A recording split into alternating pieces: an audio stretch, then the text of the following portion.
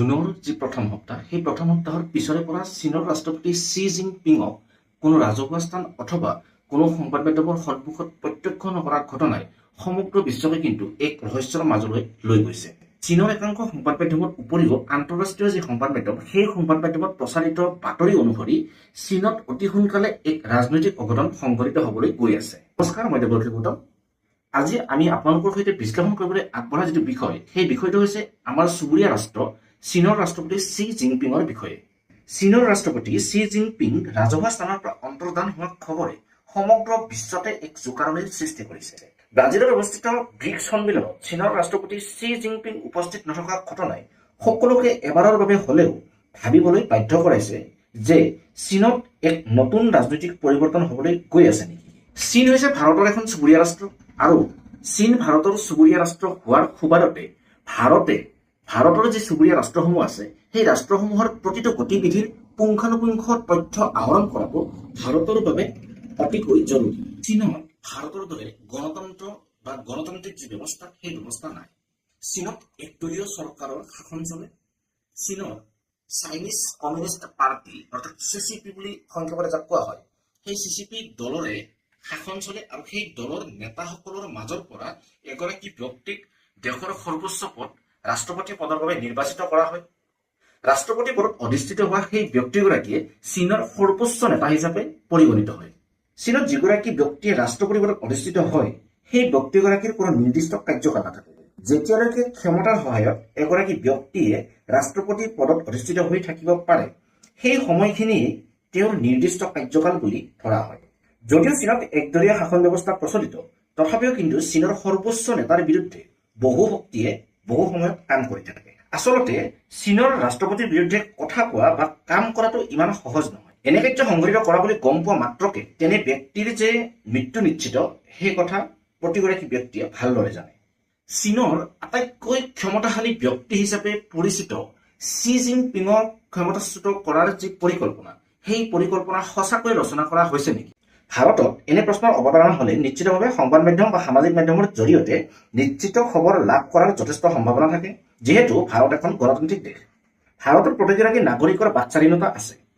কিন্তু চীনৰ যিকোনো খবৰৰ নিশ্চিতি লাভ কৰিবলৈ হলে চীনৰ সংবাদ মাধ্যমৰ উপৰিও আন্তঃৰাষ্ট্ৰীয় সংবাদ মাধ্যমৰ সহায় লোৱাটো অতিকৈ জৰুৰী। কাৰণ চীনৰ সংবাদ মাধ্যমত সেইখিনিহে প্ৰকাশ কৰা হয় যিখিনি চীনৰ চৰকাৰে প্ৰকাশ হোৱাটো বিচাৰে। চৰকাৰৰ সন্মতি অবিহনে চীনৰ সংবাদ মাধ্যমে কোনো বাতৰি প্ৰকাশ কৰিব নোৱাৰে।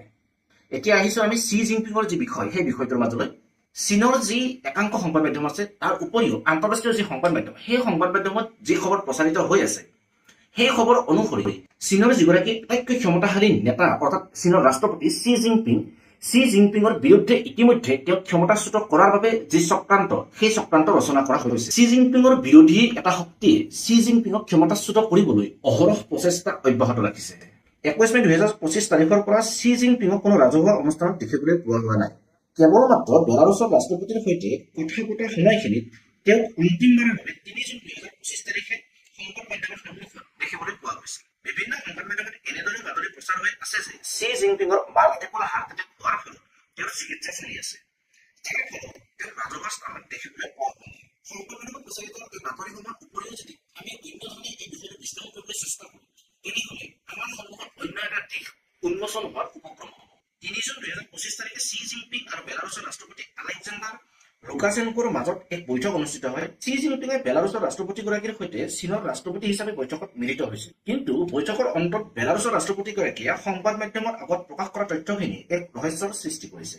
বেলাৰুছৰ ৰাষ্ট্ৰপতিগৰাকীয়ে সংবাদ মাধ্যমৰ আগত কয় যে তেওঁ যেতিয়া শ্বি জিনপিঙক লগ পাইছিল সেই সময়ত চীনৰ ৰাষ্ট্ৰপতিগৰাকী ৰাষ্ট্ৰপতি আৱাসৰ পৰিৱৰ্তে এটা সাধাৰণ ঘৰত বসবাস কৰি আছিল।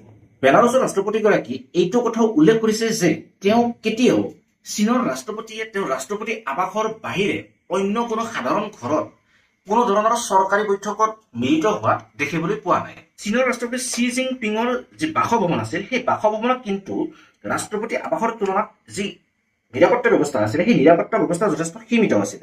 বেলাৰুছৰ ৰাষ্ট্ৰপতিগৰাকীয়ে উল্লেখ কৰিছে যে বৈঠকৰ সময়ত তেখেতৰ অনুভৱ হৈছিল যে ৰাষ্ট্ৰপতি শ্বি জিনপিং যথেষ্ট অসুখীয়া, ভাগৰুৱা আৰু একেবাৰে অস্থিৰ হৈ আছিল। তেওঁ যদিও আলোচনাত বহিছিল তথাপিও কিন্তু কথোপকথনত অনুভৱ হোৱা নাছিল যে এই আলোচনাত চি জিনপিঙৰ কোনো আন্তৰিকতা আছিল। এয়া আছিল বেলাৰুছৰ ৰাষ্ট্ৰপতিগৰাকীয়ে চি জিনপিঙক লগ পোৱাৰ পিছত সংবাদ মাধ্যমক দিয়া তেওঁৰ ভাষ্য। এয়া হৈছে চি জিনপিঙৰ ওপৰত কোনো এগৰাকী আন্তঃৰাষ্ট্ৰীয় নেতাই প্ৰদান কৰা তেওঁৰ ব্যক্তিগত ভাষ্য।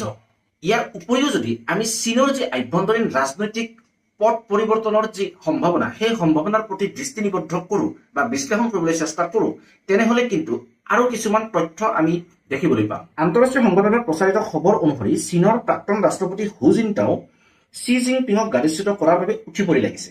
এই সন্দেহৰ কাৰকসমূহ এনেধৰণৰ: চীনৰ ইতিহাসত আজিলৈকে যিমান সংখ্যক বিদেশী নেতা চীন ভ্ৰমণত আহিছে, সকলো নেতাই চীনৰ বেইজিং গ্ৰেণ্ড হলত চীনৰ ৰাষ্ট্ৰপতিক সাক্ষাৎ কৰাটো এক পৰম্পৰা। কিন্তু 21 মে 2025 তাৰিখৰ পৰা এই পৰম্পৰা অটুট আছে যদিও গ্ৰেণ্ড হলত ৰাষ্ট্ৰপতি চি জিনপিঙক দেখিবলৈ পোৱা নাই। ইয়াৰ পৰিৱৰ্তে চাইনিজ কমিউনিষ্ট পাৰ্টিৰ যিসকল অন্য নেতা আছে, সেই নেতাসকলে আন্তঃৰাষ্ট্ৰীয় নেতাসকলক অভ্যৰ্থনা আৰু তেওঁলোকক ৰিচিভ কৰা পৰিলক্ষিত হৈছে। চাইনা কমিউনিষ্ট পাৰ্টি চমুকৈ CCP-ৰ প্ৰতিমাহে এখনকৈ উচ্চস্তৰীয় বৈঠক অনুষ্ঠিত হয়, কিন্তু মে 2025 অনুষ্ঠিত হ'বলগীয়া এই সভাখন বাতিল কৰা হয়। ইয়াৰ উপৰিও চীনৰ যি প্ৰিণ্ট মিডিয়াৰ পিপলছ ডেইলি নামৰ যিখন কাকত, সেই কাকতখনত কিন্তু প্ৰায়ে চীনৰ ৰাষ্ট্ৰপতি চি জিনপিঙৰ একোখনকৈ ডাঙৰ ফটো প্ৰায় প্ৰতিদিনে প্ৰকাশিত হয়। কিন্তু এই কাকতসমূহৰ জুন মাহৰ যেতিয়া এডিশ্যন প্ৰকাশ হ'বলৈ আৰম্ভ হৈছিলে, জুন মাহৰ এডিশ্যন প্ৰকাশ হোৱাৰ পিছৰে পৰা কিন্তু চি জিনপিঙৰ ফটোৰ উপৰিও তেওঁৰ বিষয়ে কোনো ধৰণৰ বাতৰি সেই কাকতসমূহে প্ৰকাশ কৰা পৰিলক্ষিত হোৱা নাই। চীনৰ যিসমূহ ৰাষ্ট্ৰীয় কাকত আছে, সেই কাকতসমূহত চি জিনপিঙৰ ফটো আৰু তেওঁৰ বাতৰি প্ৰকাশ নকৰা যিটো ঘটনা, সেই ঘটনাও কিন্তু যথেষ্ট ৰহস্যৰ সৃষ্টি কৰিছে। চীনৰ ৰাষ্ট্ৰপতি চি জিনপিঙৰ ক্ষমতাচ্যুত হোৱাৰ সন্দেহৰ যি বাতৰি, সেই বাতৰিক আৰু অধিক পূৰ্ণতা প্ৰদান কৰিছে তেওঁৰ অতিকৈ বিশ্বস্ত বুলি পৰিচিত একাংশ যি নেতা, একাংশ যি ব্যক্তি, সেই ব্যক্তিসকলৰ আকস্মিক মৃত্যু আৰু আকস্মিক চৰকাৰৰ পৰা পদত্যাগ কৰা ঘটনা। ইয়াৰ প্ৰথম উদাহৰণ হৈছে জেনেৰেল চু চিলিয়াং। চু হৈছে চাইনিজ চেন্ট্ৰেল মিলিটাৰী কমিশ্যনৰ ভাইচ চেয়াৰমেন, অৰ্থাৎ আৰ্মি চিফ। বৰ্তমান কিন্তু তেওঁ জীৱিত নহয়। হি ৱেলং, মিয়াও হুৱা, জেন ইয়ানচিয়ং আদিৰ দৰে বহু গুৰুত্বপূৰ্ণ ব্যক্তি চি জিনপিঙৰ পৰা আঁতৰাই দিয়া হৈছে। ইনফেক্ট এই যিসকল ব্যক্তি, এই ব্যক্তিসকল হয়তো বৰ্তমান সময়ত জীয়াই নাই। চীনৰ বৰ্তমান চলি থকা চৰকাৰৰ যি এই গুৰুত্বপূৰ্ণ ব্যক্তিসকল আছে, এই ব্যক্তিসকলক হঠাৎ বা আকস্মিকভাৱে চি জিনপিঙৰ ওচৰৰ পৰা আঁতৰাই নিয়াৰ হয়তো একমাত্ৰ কাৰণ হৈছে যেতিয়া চি জিনপিঙক গাদিচ্যুত অথবা ক্ষমতাচ্যুত কৰাৰ সময় আহি পৰিব, তেতিয়া যাতে চি জিনপিঙে তেওঁৰ আটাইতকৈ বিশ্বস্ত যিসকল সহযোগী আছে, সেই সহযোগীসকলক কাষত যাতে নাপায়। এই ঘটনাসমূহৰ পৰা এটা কথা স্পষ্ট হয় যে চি জিনপিঙক ক্ষমতাচ্যুত কৰাৰ আগতেই তেওঁৰ অতি বিশ্বাসী ব্যক্তিসকলক আঁতৰাই ল'লেহে ক্ষমতাৰ যি হস্তান্তৰণ সেয়া সহজ হ'ব। আমেৰিকা নিবাসী এগৰাকী চীনা সাংবাদিক জেনিফাৰ জেঙে প্ৰকাশ কৰা এক ৰিপৰ্ট অনুসৰি চীনৰ যি বৰ্তমান সময়ৰ পৰিস্থিতি, সেই পৰিস্থিতি কোনো নতুন কথা নহয়। চীনত যেতিয়াই ৰাজনৈতিক পৰিৱৰ্তন হোৱাৰ উপক্ৰম হয়, তেতিয়াই চীনত এনেধৰণৰ ঘটনা অতিকৈ সুলভ। চীনৰ যি কমিউনিষ্ট পাৰ্টি আছে, চীনৰ সেই কমিউনিষ্ট পাৰ্টি অৰ্থাৎ চমুকৈ CCPৰ নেতাসকলক যেতিয়া ক্ষমতাচ্যুত কৰাৰ সময় আহি পৰে, সেই সময়ত কিন্তু CCPয়ে সেই নেতাসকলক হঠাৎ তেওঁলোকৰ যি ক্ষমতা, সেই ক্ষমতাৰ পৰা আঁতৰাই নিদিয়ে। লাহে লাহে সেই নেতাগৰাকীক তেওঁৰ যি ক্ষমতা, সেই ক্ষমতাসমূহ লাহে লাহে নোহোৱা কৰি দিয়ে। তেওঁৰ যি শক্তি, সেই শক্তি হ্ৰাস কৰি আনে।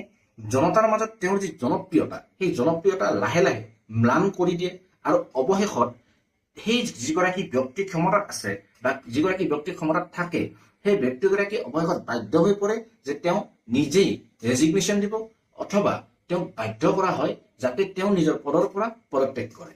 চীনৰ যি কমিউনিষ্ট পাৰ্টি, এই কমিউনিষ্ট পাৰ্টিৰ এনেধৰণৰ যি পৰিকল্পনা, এই পৰিকল্পনাসমূহ অতি সুপৰিকল্পিতভাৱে, অতি সংগোপনে বহুদিন আগৰে পৰা ৰচনা কৰা হয় আৰু ইয়াক অতি সুন্দৰভাৱে প্ৰযোজ্য কৰা হয়। চীনৰ বৰ্তমানৰ ৰাষ্ট্ৰপতি চি জিনপিঙৰ সৈতে যিসমূহ ঘটনা ঘটি থকা বুলি খবৰ প্ৰচাৰিত হৈ আছে, তেনে ঘটনাসমূহ কিন্তু চীনৰ যিসকল পূৰ্বৰ ৰাষ্ট্ৰপতি আছে, সেই পূৰ্বৰ ৰাষ্ট্ৰপতিসকলৰ সৈতেও ঘটা বুলি ইতিমধ্যে বিভিন্ন ৰিপৰ্টত প্ৰকাশ পাইছে। ইয়াৰ প্ৰমাণ যদি আমি বিশ্লেষণ কৰিবলৈ চেষ্টা কৰোঁ, তেনেহ'লে দেখিবলৈ পাম যে চীনৰ পূৰ্বৰ ৰাষ্ট্ৰপতি হুৱা কেফেঙৰ ক্ষেত্ৰতো চি জিনপিঙৰ দৰে কোনো ব্যতিক্ৰম হোৱা নাছিলে। ৰাছিয়াৰ চোৰাংচোৱা সংস্থা আৰু আমেৰিকাৰ সংবাদ মাধ্যমত প্ৰচাৰিত বাতৰি অনুসৰি চি জিনপিং বৰ্তমান যথেষ্ট অসুখত ভুগি আছে আৰু তেওঁ আগষ্ট মাহত হ'ব লগা CCPৰ যি সভা, এই সভাত ৰাষ্ট্ৰপতি পদৰ পৰা পদত্যাগ পত্ৰ দাখিল কৰিব। চি জিনপিঙৰ স্বাস্থ্যজনিত কাৰণতে হওক অথবা নিজ দলৰ ভিতৰত থকা বিৰোধী শক্তিৰ শক্তি বৃদ্ধিৰ ফলতেই হওক, চীনত যে এক ৰাজনৈতিক পৰিৱৰ্তন হ'বলৈ আগবাঢ়িছে, সেই কথা কিন্তু একেবাৰে নুই কৰিব নোৱাৰি। হয়তো আৰু কিছুদিন অপেক্ষা কৰাৰ অন্তত আমি এই সকলোবোৰ খবৰৰ যি সত্যতা সেই সত্যতা লাভ কৰিবলৈ সক্ষম হ'ম। আমি আজি আমাৰ এই ভিডিঅ'টো আমাৰ বিভিন্ন উৎসৰ পৰা বিভিন্ন তথ্য সংগ্ৰহ কৰি প্ৰস্তুত কৰিছোঁ। সকলো তথ্যৰ যি উৎস সেই উৎসসমূহ আপোনালোকৰ অৱগত কৰাটো সম্ভৱপৰ নহয়। যিখিনি সম্ভৱপৰ উৎস আছে সেই উৎসখিনিৰ যি তথ্য সেই তথ্য আমি ইতিমধ্যে আপোনালোকক অৱগত কৰিছোঁ। আমি চেষ্টা কৰিম আমাৰ এই উৎসৰ যি তথ্য সেই তথ্যসমূহ ডেছক্ৰিপশ্যনত আপোনালোকৰ বাবে উপলব্ধ কৰাবলৈ। আমাৰ আজিৰ এই ভিডিঅ'টো আমি ইমানতে সমাপ্ত কৰিছোঁ। আমাৰ আজি এই ভিডিঅ'টোৰ জৰিয়তে আপোনালোকে যদি কিঞ্চিত পৰিমাণে উপকৃত হোৱা বুলি অনুভৱ কৰিছে তেনেহ'লে সেই বিষয়ে আমাক কমেণ্ট বক্সত জনাবলৈ নাপাহৰিব। আৰু এটা নতুন ভিডিঅ'ৰ সৈতে অতি সোনকালে আপোনালোকক লগ পোৱাৰ প্ৰতিশ্ৰুতিৰে আজিলৈ ধন্যবাদ।